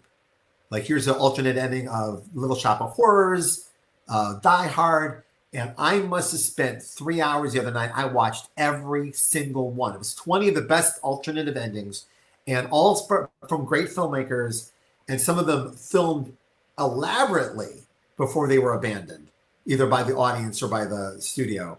And I wanted to learn every lesson of everything I saw. And I recommend this for those of you who are third act obsessed or don't know what to do, or learn all of these, learn the failures of all these great storytellers. It was so awesome. Yeah. Watch. There is the clip, A Little Shop of Horrors, flattened me in fraction because we'd heard about it, but I didn't know it was online. It is a completely different ending, and it's huge. It's an enormous third act where the big plant literally takes over the world and eats it, and that's the end of the movie. But it is the most, like, 1 million puppets, and they're eating everything and destroying everything, and to a giant song, and none of it made it to screen. It's fascinating. Yeah. So listen to your characters and get to that third act. Go there. So some people get lost in their second act, and also second acts are really hard too, because third acts, you can always blow up the set. You know, you can always do the James Bond ending. You can always do the James Bond ending or the Scooby-Doo ending. You know, that's what's funny about that first Wayne's World, where they go through all the endings that any mainstream movie could do, and they're all valid endings, and they would all work, but only one of them is true. Yeah. So you can always blow up that middle, like Billy Wilder said, if there's something wrong with your third act, there's something wrong with your first act. Mm-hmm. Mm-hmm. Mm-hmm. So that's why you got to do the whole piece at once.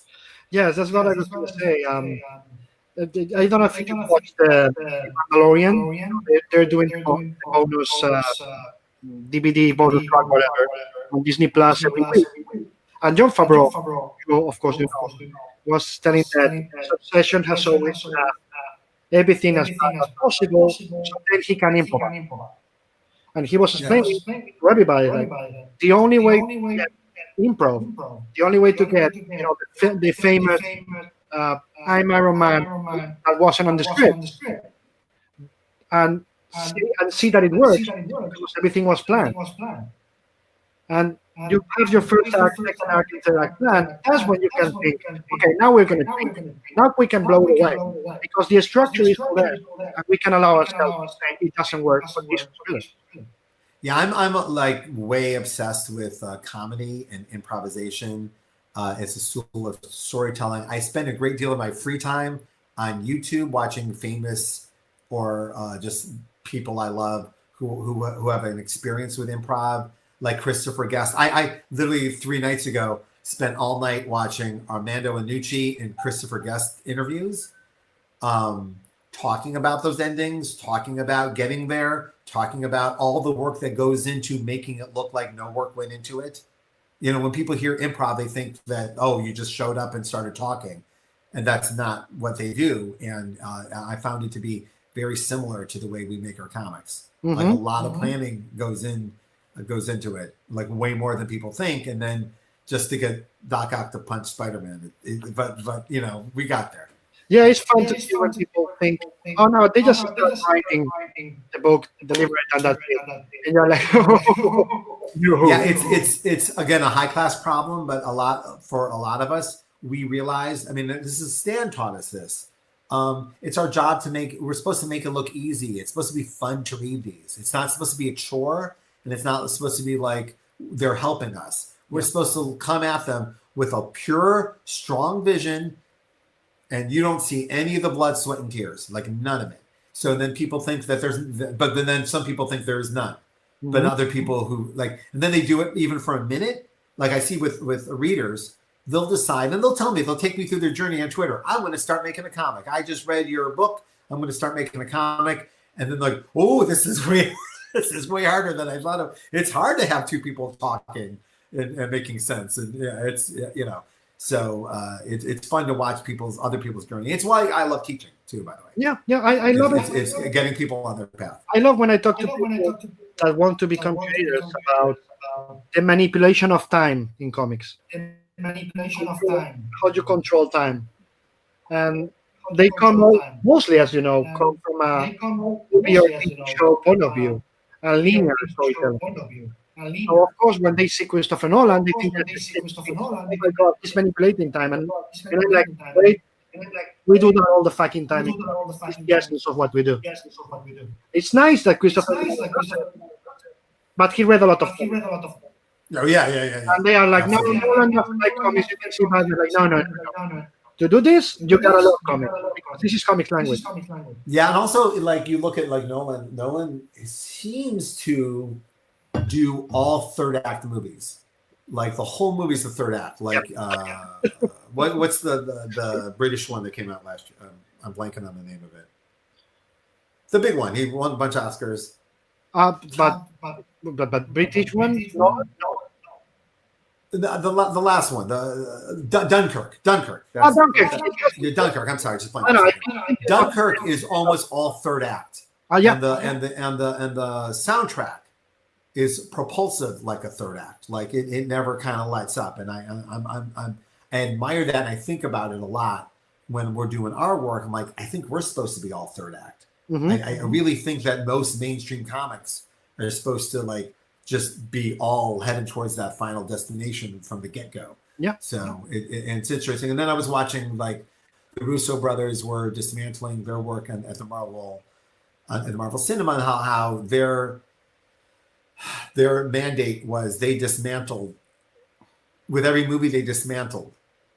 With Captain America, Winter Soldier, it was the good guys are the bad guys, and then the Avengers break up in Civil War. And then the world gets dismantled and so they keep dismantling until there's nothing left but let's beat up the bad guy. And that was interesting as well. And it was interesting to look at my work through that idea and see if I had been doing that or where I had been doing that and which characters it fits more. Like that works better for a Batman than it does a Superman, but maybe it would work better with a Superman. Let's try it. Let's see what happens.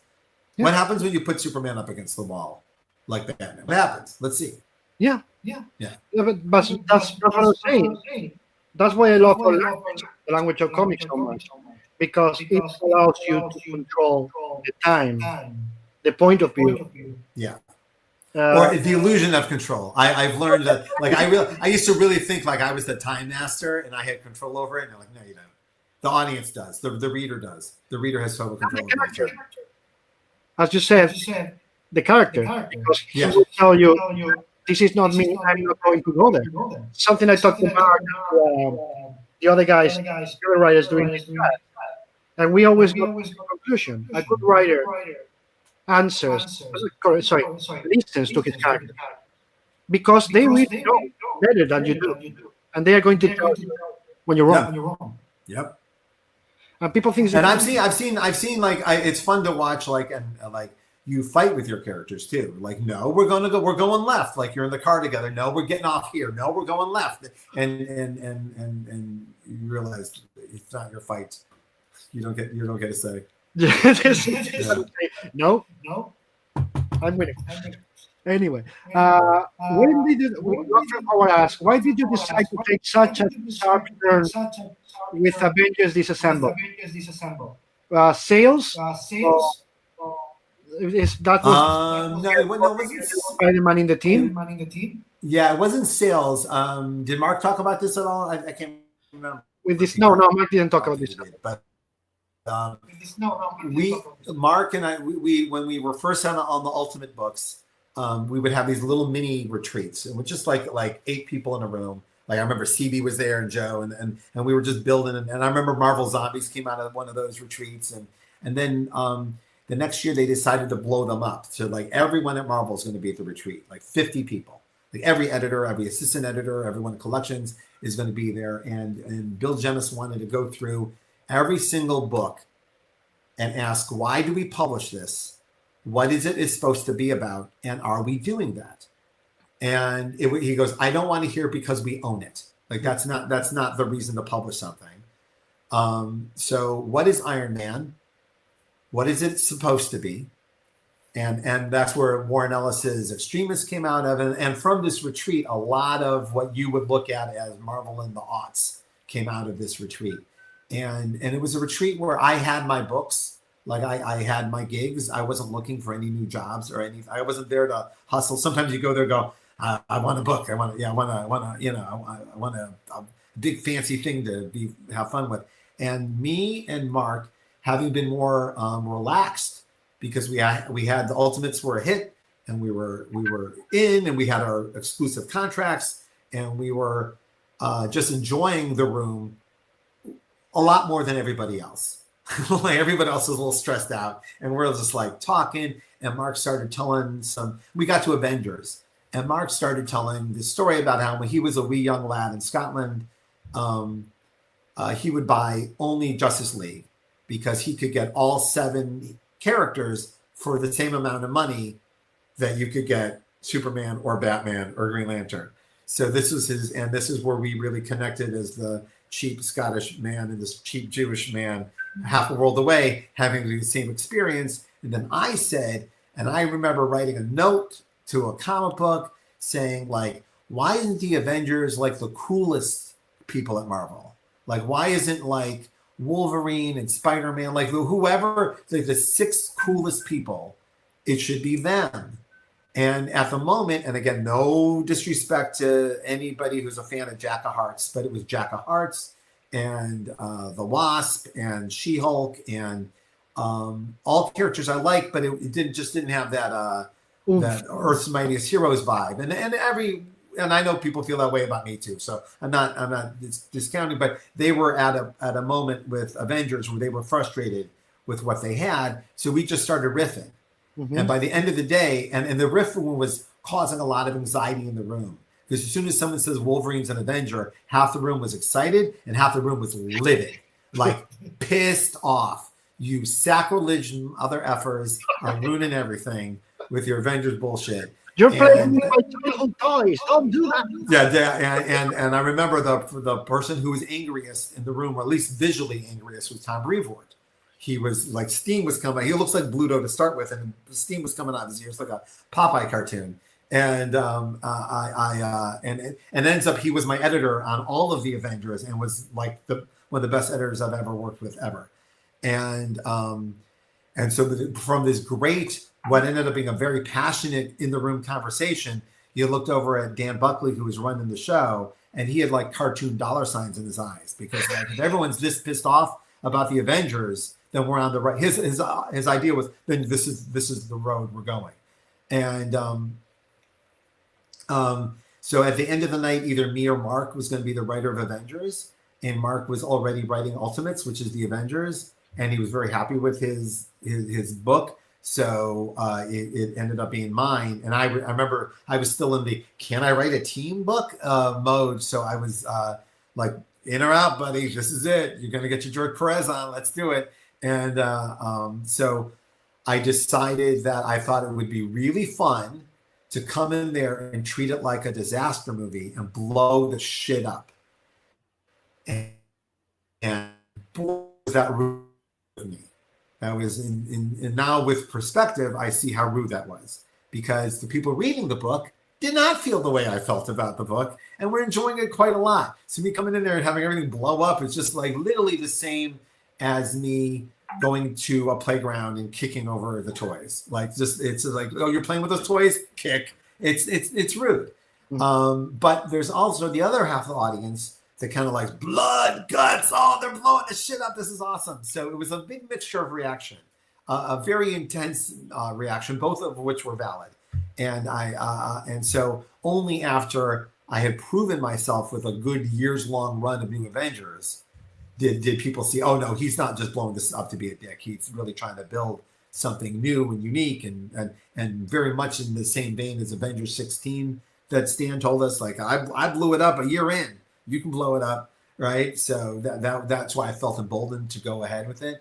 Mm-hmm. But yeah, so it was literally me and Mark just going, yeah, let's make it Spider-Man and Wolverine and Captain America and Iron Man.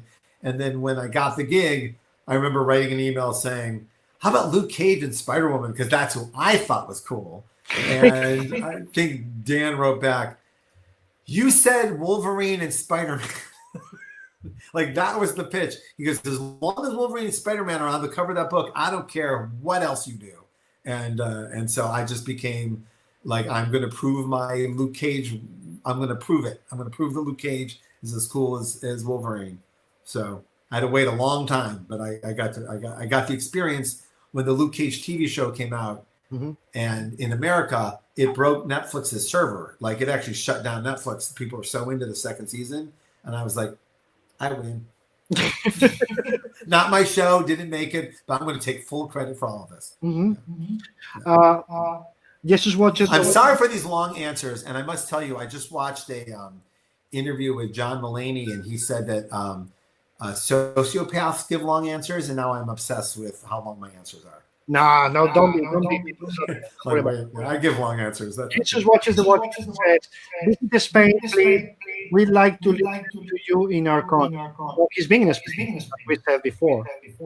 But say it again. I'm sorry, I couldn't hear any of that. He says, "Visit Spain, please." Oh, yeah, I would love to. In our country. I know it's different, but I've been supposed to go to Portugal like every year for the last 3 years, and there's always been some crazy thing that got in the way. And I was supposed to go this fall, and I'm not getting to go either. I'm really bummed out about it. Yeah, I don't think they're doing the show this year. Yeah. No, I don't think so. But we'll make it happen. We'll go to Portugal and Spain. Oh, I want to take my wife to Barcelona. Like my wife and I run off to Amsterdam as often as we could. That's going to be a while before we get back. But yeah, I love visiting other cultures and other parts of the world. I think the last time was when we crossed paths, because you guys were coming back, and Pacheco and myself were getting to Amsterdam at the same time. Remember? Yes, I do remember. That's good. Yeah. Oh, okay. It was really weird. I do. That's hilarious. Let's hope weekends, guys, and Brian has the chance to come here, Portugal, both at the same trip. Yeah, I must say I'm heartbroken that it's going to be a while before we get to do any of this again. Yeah, any of those conventions. But boy, when we get to do them again, they're gonna be a party. Holy Lord, are we gonna have the best time? Yes, can't wait. That's what I miss the most. Just hanging out with you guys. Not even the group themselves, but the after. Just sitting together in a booth. People don't even know. I try to describe that in the book I did with David Mack called Cover, where you get to see like what a comic artist's life is really like. The show is cool, but those dinners are sometimes life-changing dinners. Yeah. Like last year, I was at a dinner. We put it in the book because me and David were like rattled by this dinner where all of a sudden I'm sitting next to Frank Miller and across from Tom King, and we're looking at each other like, Frank Miller. And I know but it's you can't believe you're at this dinner having this conversation with the person that made you want to be at this dinner. Yeah. And when you start unpacking how many years went by to make this happen, and you're there, it's insane. It's the best. All my greatest memories are of those dinners. Mm-hmm. I mean, me too. It's what Shaking and every other one has been talking to. Most of us are saying the same thing. It's not that we miss the con. Of course, we miss the con. Love the con. But we miss the most is with our pals. We don't see maybe once, twice a year with luck. Just sit down and the brainstorm comes out of nowhere. You're just talking and something like, boom, something happens. Yeah, I told them because I've been lucky in my life. Both Joe and Dan DiDio had gone out of their way many times to show me a good time, or to make something special happen for me. Just as a nicety. Mm-hmm. And so I'm always thinking about those dinners. Like sometimes I've been surprised. Like, come to this dinner, I don't know who's going to be there, and it's Howard Chaykin. Yeah. Like I remember there was years where like I wanted to meet Howard, and no one would let me meet him because he was in a weird headspace. And they would, you don't want to meet him, and I'm like hey, he's just going to yell at you. I'm like, no, I want to meet him. I'm like, no. And then years later, he kind of settled in, and Joe goes, meet me for breakfast. And I met him for breakfast, and Howard was there. It was the first time I ever met him. And we had the best breakfast. It was the best. Yeah. So I love Howard. Yeah. I know there's people that with his personality and all that, but I have. I never met Cranky Howard. I know it's a thing because everyone told me about him, but I never met him. Howard is Howard. It's a thing.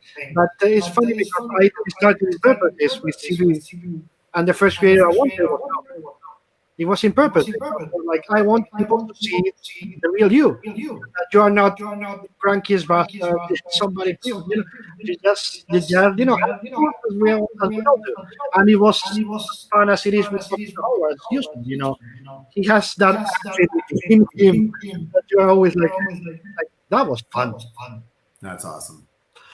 Oh, okay. Let me see if we have something else because guys, it's late for him. So Oh yeah, I got to wrap it up soon. Yeah, my kid's yeah, gonna be up soon. that's what I was gonna say. Whenever you say we're done, we're done. I don't All want right, to. let's do a couple more. I don't want to miss anything good. Okay. So the first. Oh, I gotta tell you this one because it's somebody who loves you from El Salvador. The first comic book writer I ever read, Botman, your ultimate Spider-Man got me into reading comics. So thank you so much for such wonderful years. And I Thank hope you. one day greetings from El Salvador. Say it again. What's the last one? It's Robotman. His screen name is Robot. Um, That's very nice. Thank you. It's everything we've ever wanted, and it's amazing when it happens because it's magical energy that you can't. You know what I mean? You just got to try to make it, and hopefully someone else will catch it. It's really beautiful, and going back to that thing I talked about, why I make so many comics. I think I'm a little addicted to it. You know, it's hard. It's hard. You know what I mean? It's hard to pass up an opportunity to have that relationship with a stranger. absolutely. It really is. Yeah, it really is. It's one of the best things. Again, we go back to the car. It's one of the best things when somebody tells you about something about your work that you don't expect or you haven't thought about it for years. Yeah. And they just come, I started reading because of this. And you're like, oh, that one is coming. And from many creators telling me this is the part that makes you happy. And and we try to. You haven't thought about, but was there. And I tell my students too. It's what's cool is that as readers ourselves, we also have that feeling. There's a great many people who I find I have a profound connection to who I don't even know, right? And sometimes I get to meet them, and sometimes I don't. And sometimes I meet them, and I have a deep connection. They don't know who the fuck I am, right? And so I know the feeling. So it's very special to me. I think that's what's great about my generation of creator. Like we're right in that sweet spot of we learned we saw it all happen, and now we're experiencing it. And so we can appreciate it in the moment a little bit more than I think I'm actually wired to. I don't think I'm actually wired to appreciate anything in the moment, but even I can't help but take that in and know what that feels like. Absolutely. So, yeah. Also because I came up with the internet, which is a weird thing to say, but me and Mark came up and we had Warren Ellis. We all had our forums, and we had a little community that we built with. It was a little different than what happens now, where people come up and it's a little harder to maneuver. Yeah. Like where your safe space is, right? Whereas we kind of created our own safe space and kind of like journeyed forward with it. Yeah, I always say the same joke, but it's also a true story. I met Paloma from the original comics forums, the comics IRC. And that was always the same time when you guys were building your forums and everything was taking shape. And it was I don't know if it's safer, but easier to navigate. And then it became completely clogged, and we were all like, "Oh shit! Let's take back because if we stay so into it, it's going to drive us mad." Right. Okay. Jesus watches well asked, what is the best advice you've gotten as a writer? Who gave it to you? Say it. What's the best advice You got from somebody else as a writer? Who gave the advice? Well, that was the art teacher that I talked about, where finish what you start, and it's never finished. It's just done. Is an excellent lesson. It combines all the lessons. Like you have to find out what you have, and the only way you can find out what you have is if you finish it and look back on it and do it again, and polish it again, and look at those 10 pages, those last 10 pages, as much as you look at those first 10 pages. And so that's the big one. And truth is all people want. All they want is your truth. They don't want you hiding from it. They don't want any shtick. They want an honesty that they feel you really believe what you're doing, right? And you can't fake it. You can't fake it at all. And I really there's a lot of times where I'll write something down, look at it a couple of days and go, Nope, nothing there, and roll it up and put it away. And then there's other times where I'm like, I build myself up to the point where I'm like teared up while I'm writing. Like I am emotionally invested in this moment, and almost every time that's happened, even through the production of a comic book, someone has reacted in kind. Someone immediately writes me on Wednesday, "Oh my God, I'm here. I'm covered in tears." I'm like, "Wow, that's amazing that I could sit here covered in tears." The artist is covered in tears. It goes through a commercial production of publishing, and you still feel it. That's amazing. Yeah, that's incredible. So So let me ask a two-tier question. We'll be over because we are like 6 minutes away from time. Okay. So that's the perfect close. I've just enjoyed 2 hours of uninterrupted adult conversation. Thank you very much. So going back to movies and influence, noir, of course, is an influence on your writing work. Would you include German expressionism or just American noir? And what directors, what cinematographers have affected the way you write? Oh, get out a piece of paper. Here comes a list. Well, there's a lot of modern cinematographers who would affect me a great deal. I am of the generation that is so rattled by Roger Deakins' work. Yes, he's my that I consider him a major movie star, and I actually think 1917 opened on him. I really do. There's no movie stars in that movie, and it opened at 40 million because I think that's how many people love Roger Deakins. I really do think that. Yeah. Skyfall is a masterclass in genre, storytelling, visualization at such a high level that I think about it all the time. Yeah. And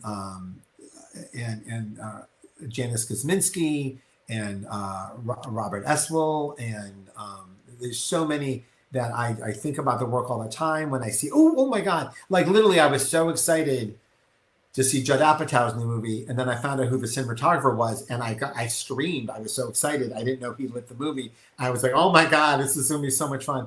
So it's still an ongoing concern with me. I learn from every one of them, and I love when something comes along. I'm like, "Well, I'm going to have to watch that '80s. I'm going to have to unpack that. I'm going to have to like the John Wick movies have completely consumed my thinking all the time. I think about is this as special as John Wick? I really do. I go, is what I've done here, not just it has to be like John Wick, but John Wick was very special to me. It was a genre assassin. We've seen a million of them. This one was special. Yeah. Because they had a world that they built. Most of them don't build the world. They built the world with rules, and then they broke the rules. It was fascinating. What can I do to achieve that feeling in Legion of Superheroes? Mm-hmm. Right? Like, and not there's going to be no assassinations in Legion of Superheroes. But what can I do to make people go, oh, that's a little more than I thought it was going to be? Like that's my my goal with everything is when someone like right now I'm obsessed with What We Do in the Shadows, the TV show. Mm-hmm. I think it's if you have it over there. It is a masterpiece of comedy. Yeah. Every episode is better than the next. It feels like those first seasons of Larry Sanders, where every episode's better than the next one, and you didn't think it could get better. And so I've been like unpacking and rearranging and reading scripts online and just obsessed with how they produce it. Mm-hmm. So, yeah. Okay, I was trying to, but I could answer that question for another 2 hours. By the way. So let me be more specific. Let me tell you five classic movie directors. Okay. You have to pick three. I have to pick classic directors? No, I'm going to tell you 5 names. Okay. And you pick all 5 of them. I don't care. Whatever you prefer. All right. Robert Altman, Stanley Kubrick. I was going to say, you can go. Okay. No, Robert Altman's a big one for me. Robert Altman is, and I'll even send you, I found a clip online, a show, a Dick Cavett show from the 1970s, that the panel is Robert Altman, Peter Bogdanovich, Mel Brooks, and Frank Capra. It is the best hour of TV I have seen in a long I time. want to see that. I want that link. I want to watch that. You want that link? And I sent it to Matt, who had only seen clips of it. He didn't realize the clips were all from the same show. Like it's everything they say is unbelievable. And yeah, I'll send it to you. I'll post it online. It's such a great bit.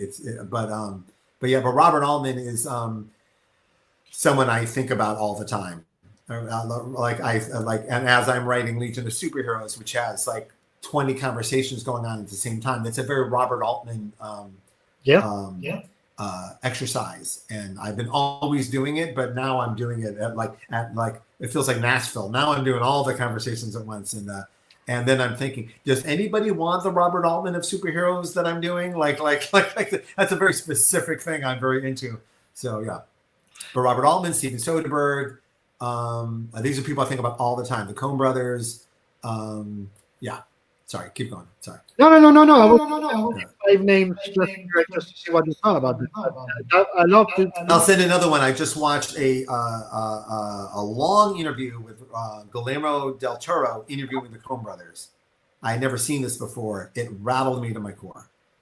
And it was and the theme of it was about the first 100 feet of a filmmaker's career and the last 100 feet of a filmmaker's career, the 100 feet of film.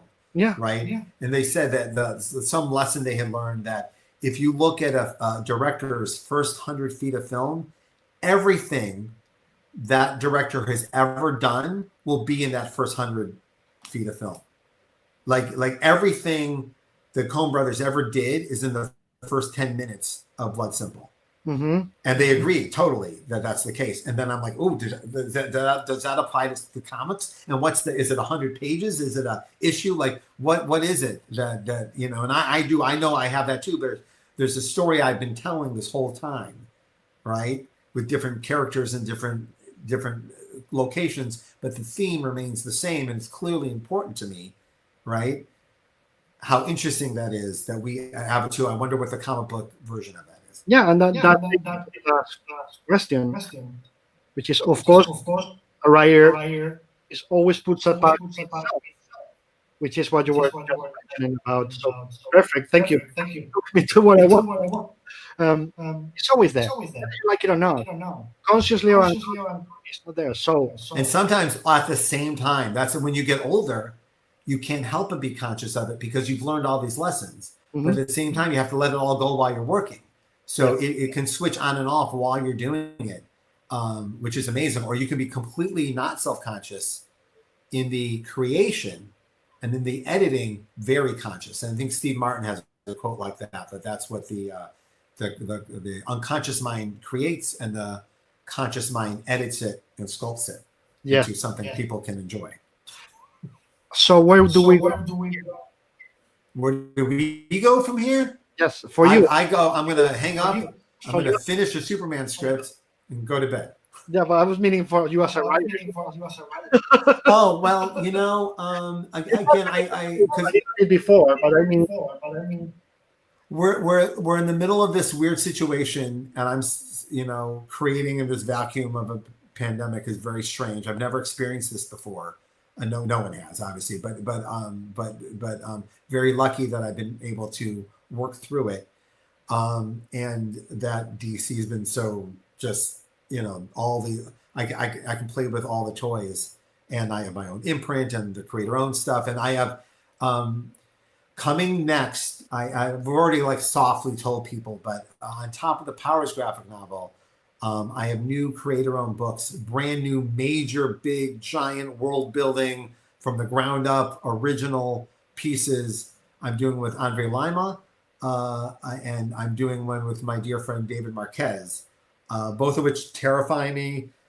David and I have a long history together.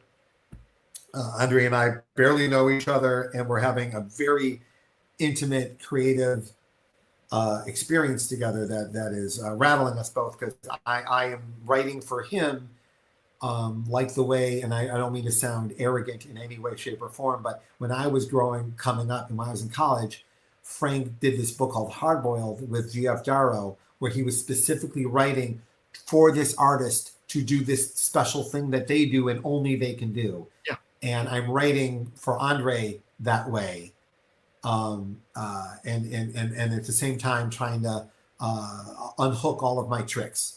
Like, don't do any trick I've ever done before. If I did that trick, nope, no, not here, not doing it. And so these are very scary things to do. And I just showed the first 50 pages of it to my friends, and I got the response I wanted. So I'm feeling very good about it, but it's gonna be a while before anyone sees it.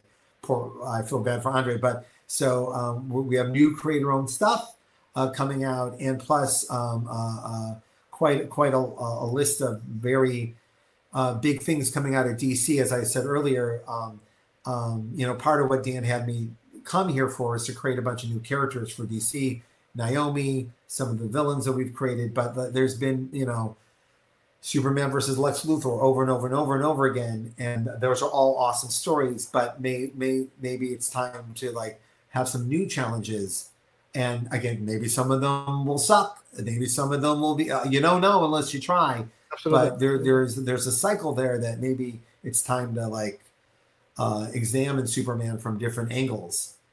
So we have some new villains coming. We have a new magic villain coming. We have a new cosmic villain coming that have an agenda that's different than the other creators, and that's very exciting. On top of all of this, just before the pandemic, me and Ryan were kind of planning how to get Ryan slower than a monthly book. Yeah. So we have to plan around getting him to the chapters we really want to use him on. We just put out issue 6 of Legion of Superheroes that was all Ryan, and it's the best book he's ever done. It's beautiful, right? So we need some time for him to build up for the next one. So we have 2 issues coming in 8 and 9, each page by another artist. So it's 44 artists, jam special. Every artist greater than the next. Some people who have never in a million years you'd think would be on this. Some I can't believe they said yes. Some people I've never worked with before in a million years, don't even know them. I call them up and go, 1 page. I said, so this is, you'll like this. This is what we did. We go, you get it's 1 page. You get to pick your favorite Legionnaire. Because part of this story is that there's a lot of Legionnaires who have not had a spotlight because it's a crazy book. And even with you can tell a story with 12 leads. There's still 20 people back there who haven't talked yet, right? So it's very unique. It's very unique. So I said, so every single character is going to get a spotlight. Mm-hmm. So you pick which character you feel the most for, and then I will put the puzzle pieces of the story together. All right, and we wrapped it around a trial of the Legion. So there's a reason for each one to be speaking or each one to be acting. So every single artist told me who they wanted to draw, and then I pieced together or reverse engineered the story to them. Yeah. What has come in is amazing. And also I did this thing where we got a couple of people said yes early on, Art Adams said yes right away. So if you tell 40 other artists that Art Adams is going to be part of this, everyone's going to kick ass. Everyone's going to, I don't want to look like an idiot in front of Art Adams. So it's a little manipulative. I didn't do it on purpose, but once I saw it working, I leaned into it. So everybody from Nick Darrington to Jeff Lemire did a page to I'm doing a page. There's a lot of people you wouldn't expect. All of it is gorgeous, and just so I'm not making myself sound like mine's gorgeous. Mine is the invisible kid, so I'm not drawing anything. And but it's. And then the pandemic hit, and I went, "Oh, I bet this goes away. I bet there's 45 people who have wives and children, and no one's gonna have time for this." And people who said yes are gonna back out. And then I didn't talk to any the first week where everything went to hell. And then all of a sudden I started slowly getting emails from everyone who said yes. We're still doing this, right? Because I really I could use a break. I could use a night in the 31st century with Element Lad very badly. So we ended up getting 40 passionate pages of very happy not to be in the world that we're living in right now. And so, yeah. Absolutely. So Brian, I'm very excited about this project. I'm sorry to over explain it, but I came at it in a unique way, in a scary way, and I'm like, oh, and also, you know what was cool? Only at the end did anybody double dip on a character. Like someone said, I want Monel, and then no one else asked for Monel. And I thought I was going to have to oh, he's already taken, pick somebody else. Didn't happen for the first 35 pages. Wow. I knew, right? So wow. No, I thought you were going to have to juggle lots of people. No, I thought I was going to get 25 people who all wanted to draw Timberwolf. Yes. Didn't happen. I was, yeah. So you just get Derek Robertson doing Timberwolf. Nice. Cully Hamner doing Wildfire, Sanford Green doing Lightning Lad. It's like Mike Allred doing Pharaoh Lad. It is. I could keep going on and on and on. And every page after the other, people go, "What?" Liam Sharp doing Ultra Boy. Nice. For you guys in the UCC, so the Legion in Spanish, CDC. Don't worry. Say again, I'm sorry. That was all blurred. What happened? UCC is already publishing it in Spain. Legion is already published, so I was telling them, don't worry, you'll see it published in Spain sooner than later. Oh, yeah. Yep. Before he talk about his own art, what I have here, that's a gift he gave me many years ago in Madrid, and I still keep it in the front of my portfolio. He knows I'm not bullshitting because I don't use it with that. Yeah, it's super sweet, man. It's from one of my. That is from Jinx.